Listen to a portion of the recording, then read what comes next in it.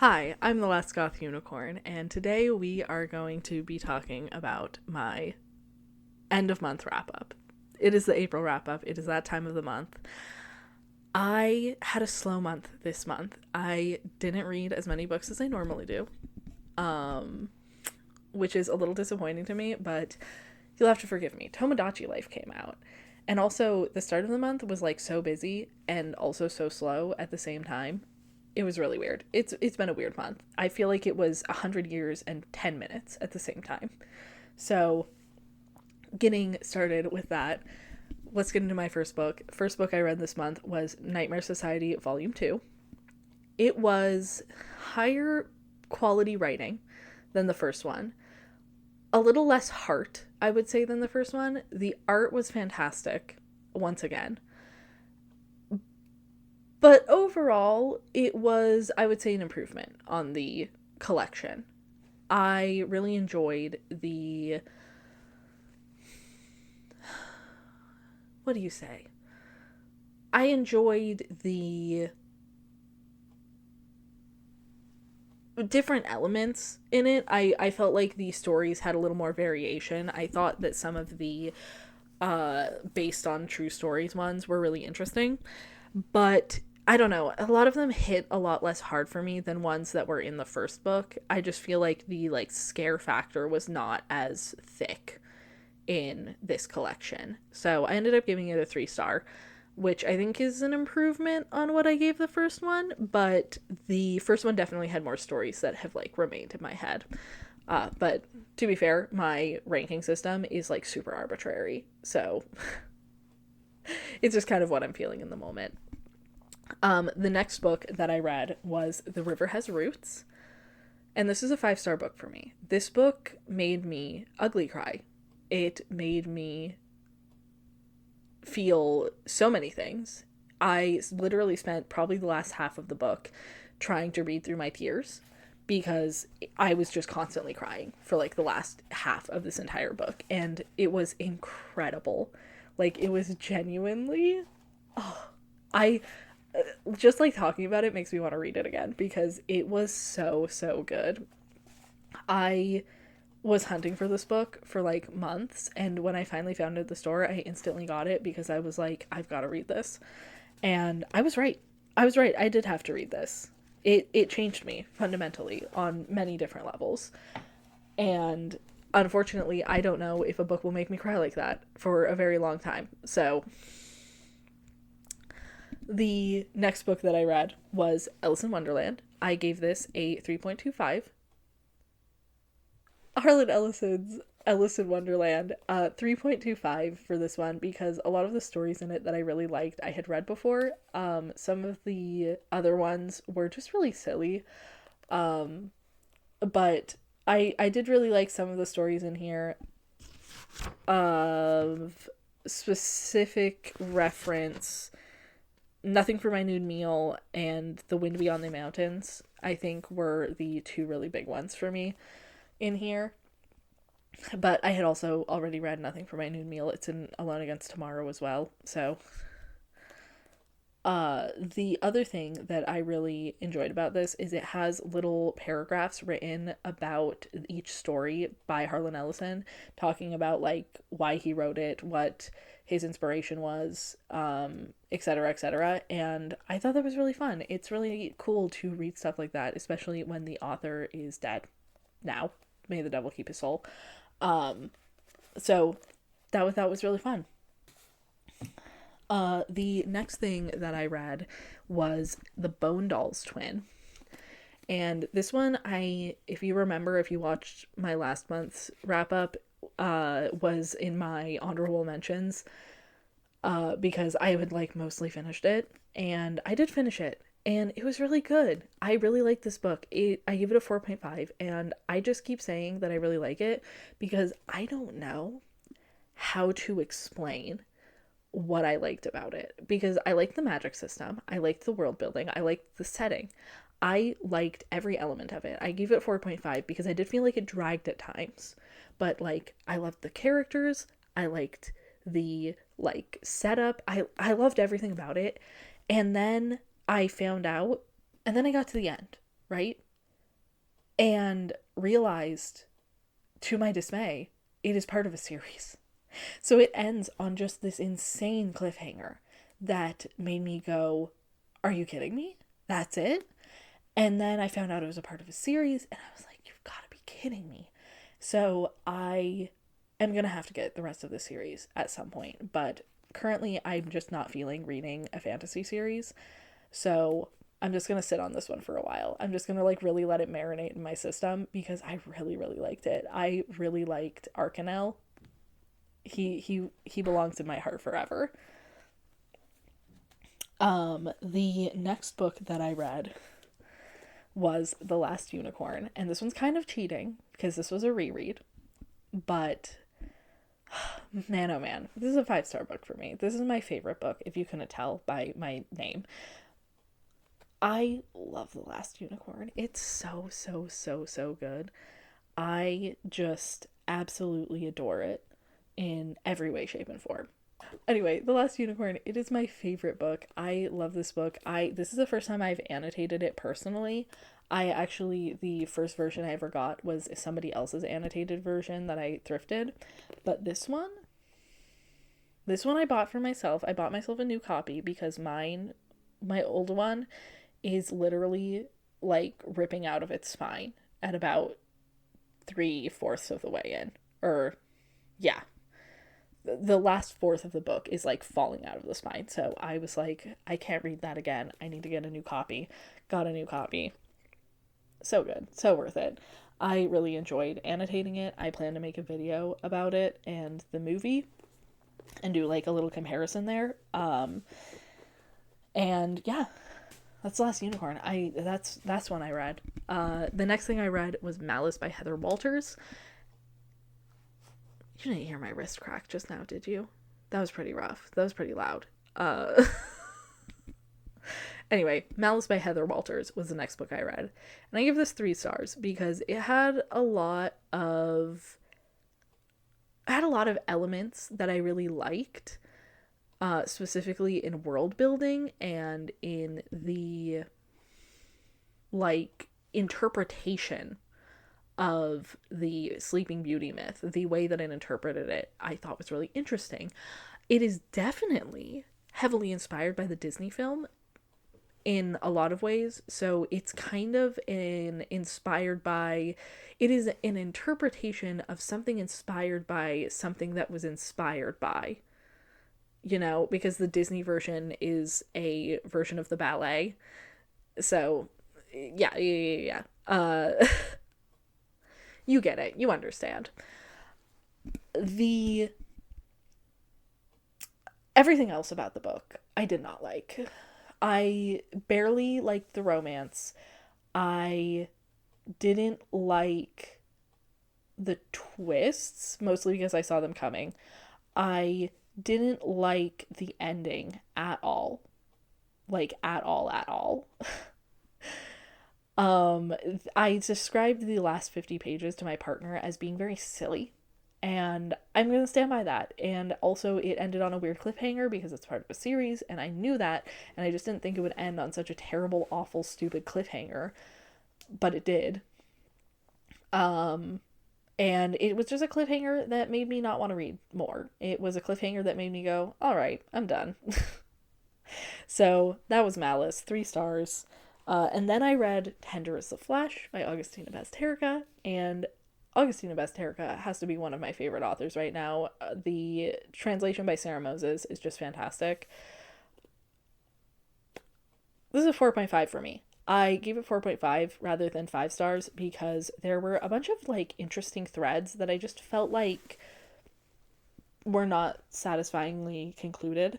There's just a lot of threads in Tender as the Flesh that I feel like were not satisfyingly concluded, and so I docked off 0.5 for that because there were some things I really wish had been explored, and I feel like I got to the end of the book and I got to that last line and I read it and I was like, what the fuck?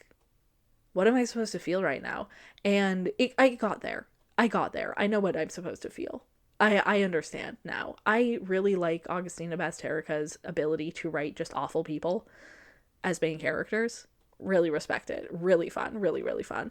So, anyway, that is everything that I read this month. Those 7 books, which is a little bit on pace for me. I've been reading like 8 books a month, but I'll accept 7 because I definitely hit a slump after Bone Doll's Twin, and then when I decided to reread The Last Unicorn, that really like brought me back into reading for sure. Um, Honorable mentions for the month are, you're gonna recognize some of these. The honorable mentions, which are just books that I did not finish this month, is Never Whistle at Night. I'm still working on this one. I have liked everything I've read in it. I just was not feeling the stress earlier in the month, and then when I got to the point where I did want to feel the stress, I wanted to read something I could complete.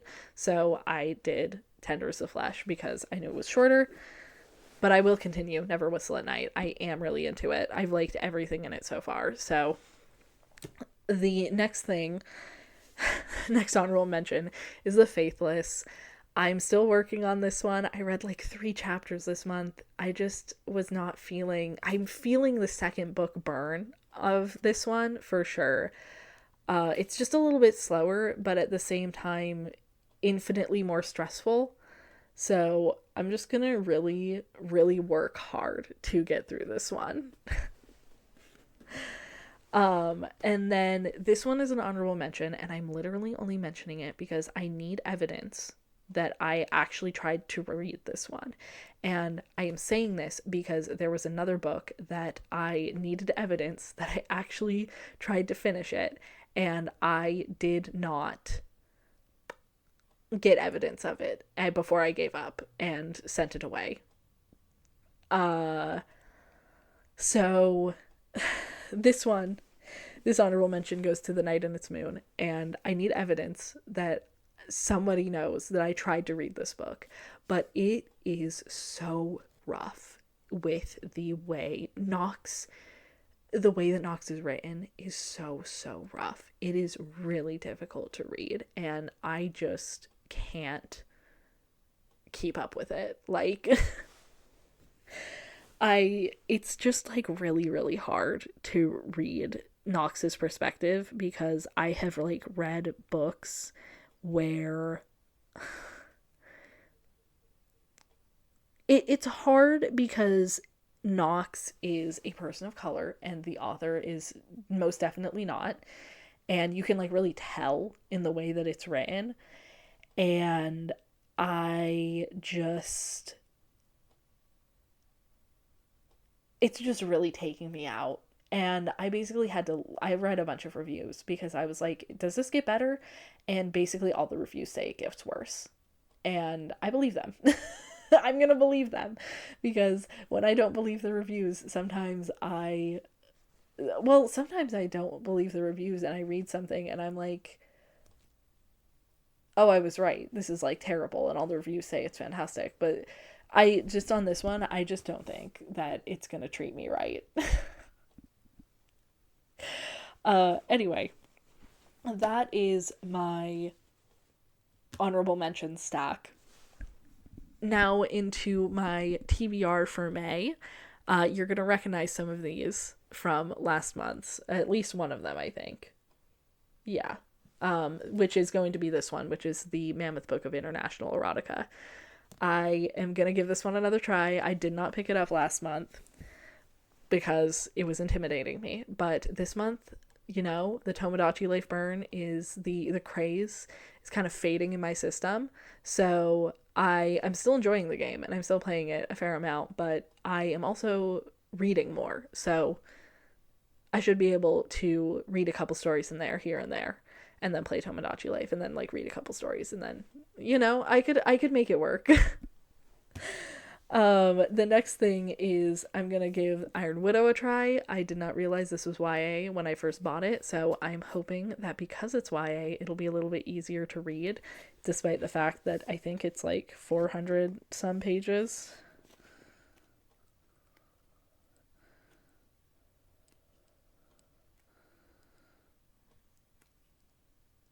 Oh, it's only It's only 391 pages. What a delight. It's under 400 pages. If a book is under 400 pages, I call that easy. um I should not be saying that out loud, because then I'm gonna like get to the end of the month and be like, everything I read was like 300 plus pages. It's okay. The next thing I picked out for myself is the 10,000 Doors of January. And I picked this one out because my friend is reading Starling House right now, and I also wanted to read an Alex E. Harrow, so this is the only other one I have other than The Everlasting. And, maybe I'll read The Everlasting again, because it was really good. But yeah, this 10,000 Doors of January, I'm excited to read this. I like Alex E. Harrow's writing a lot. It's very thick, very viscous, as my friends say. Yeah, I'm just excited for that one. The next thing I picked out for myself was The Gilded Crown. I just need some necromancers in my life. I've been waiting for Electo for far too long. So I needed some other necromancers in my life to just hold me over. So I'm trusting you, Marianne Gordon, with The Gilded Crown.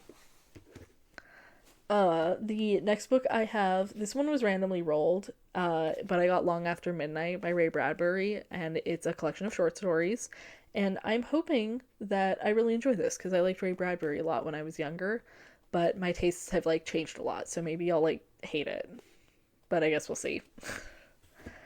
And then the last book for my TBR is Someone You Can Build a Nest In. And I did open this one up and read a couple pages last month, but it was just not the right vibe for the time. So I am going to try again and give this one another read.